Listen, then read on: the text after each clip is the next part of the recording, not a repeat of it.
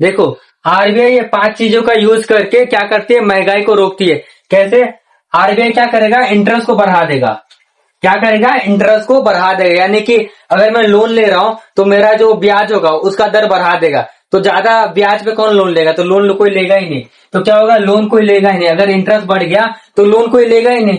Loan कोई लेगा नहीं तो लोगों के हाथ में पैसा ही नहीं रहेगा। लोगों के हाथ में क्या नहीं होगा, पैसा ही नहीं होगा।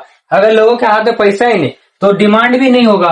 कोई चीज का, वस्तु का डिमांड नहीं होगा। डिमांड नहीं होगा, मेरे पास पैसा ही नहीं है तो मैं क्या खरीदने जाऊंगा। तो चीजों का, वस्तु का डिमांड ही नहीं रहेगा।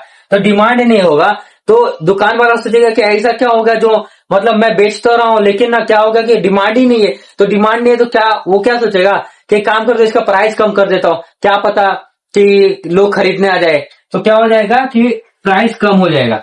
प्राइस कम हो जाएगा तो अपने आप जो इन्फ्लेशन है, महंगाई जो है वो क्या हो जाएगा, कम हो जाएगा।